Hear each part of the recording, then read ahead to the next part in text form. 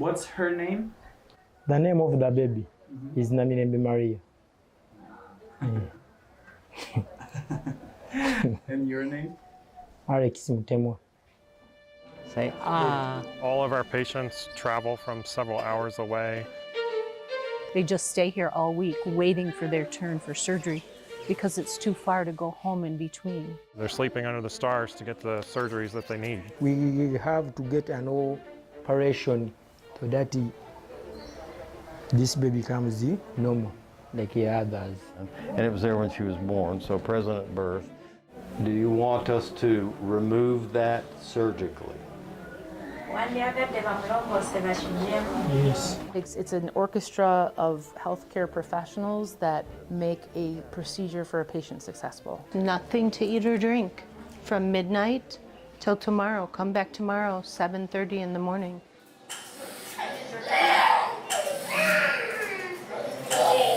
We are here to do good.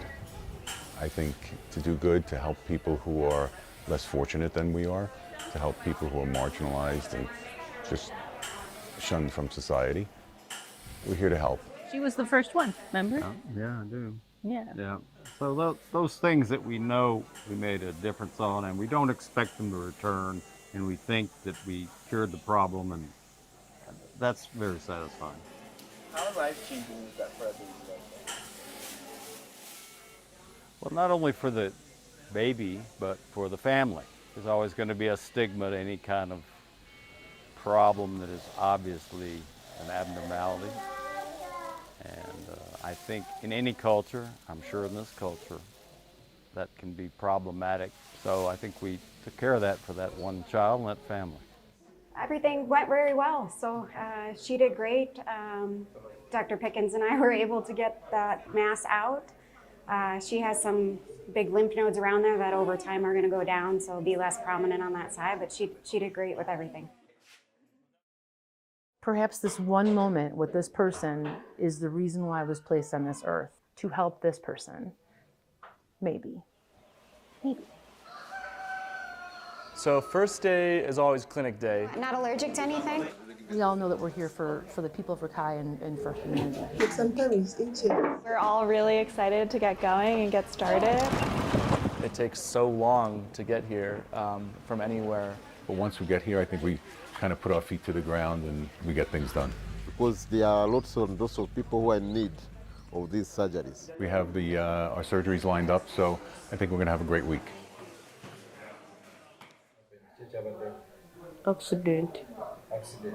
It's a little bit risky to move on a motorcycle, but that's the common means of transport that is available. I would say it's really common. Even in the US, the only difference here is they're riding 2, 3, 4 people to a motorcycle, and most of them have no headgear, no anything. And so if there is an accident, they're going to have an injury, and worst of all is if they don't have money or resources, it's like, oh, it looks okay, it'll be okay, we'll just leave it alone. So they let it heal by secondary intention, meaning it just heals slowly, and then everything shrinks and contracts. So eventually she would have to have reconstruction. The beautiful and the challenging part about plastic surgery is you have to usually make something from nothing. You know, usually we're borrowing skin or pulling muscle from one place to another. Big breath. Big breath. In this particular case where the woman was in the motorcycle accident, lost half her lip, and it just scarred, it got stuck. And so basically, I say what I do is the easiest part, because it's only one day. They still have to recover, they still have to do all the other stuff to get better. Really challenging case. And you can tell that her life is very different because she wears a mask so much that she has a tan. That's a tan line from her always wearing her mask to camouflage her face. But we were able just to make an incision on top and then move her cheek, skin, and muscle and kind of fold it over and then bring it down. It's never going to be perfect, but it will be much better. Ante naza kino nga tekiriiko ekyawagulu nga tekiriiko kati kino bakiteereddeko wano.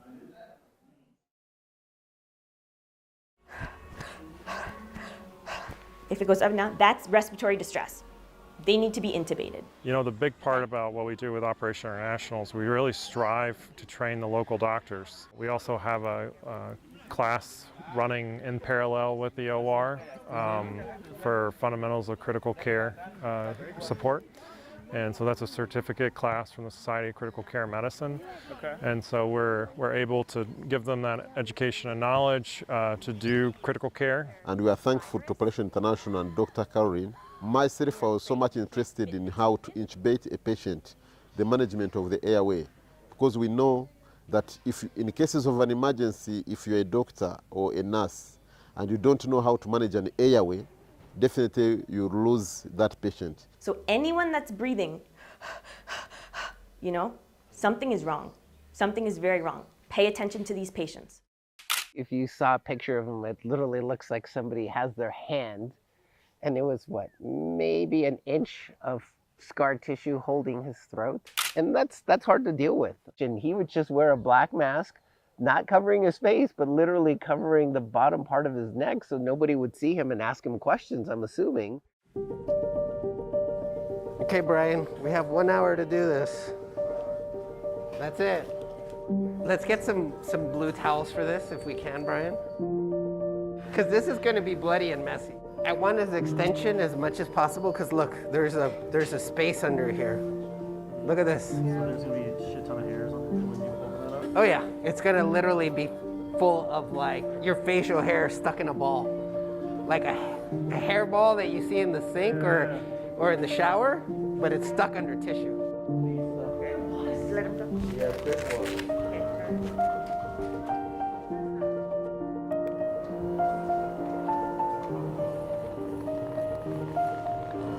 Careful. Here, I'll put this over here. See, it's literally just hair upon hair. Starting to smell. Mm-hmm. So I'm going to spare you the details, the gory details, but anytime somebody has such thick scar and infected tissue, it bleeds a lot. And when we're done, there was still a little bit of bleeding, which is normal anytime we're putting in special material that was donated to us. But I think the patient turned out really well. You just have to understand that surgery, real surgery, has bleeding. You just won't see it on camera. See, there's more hair. We're almost there. Anything that we do that makes somebody feel better, even if it is their appearance, I think that can change someone's life. And that wasn't necessarily a scar. It was just basically simply ingrown hair that his body couldn't heal. And so for him, I think this is probably the most life-changing aspect of what we could do.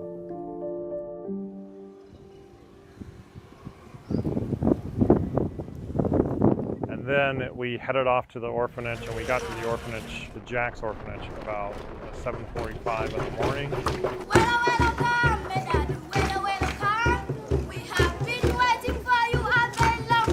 Most people get emotional with children because of the innocence. You know, they don't really know wrong, or you know, they understand a lot of times what's right, but they don't understand what can be wrong, especially with the world around you.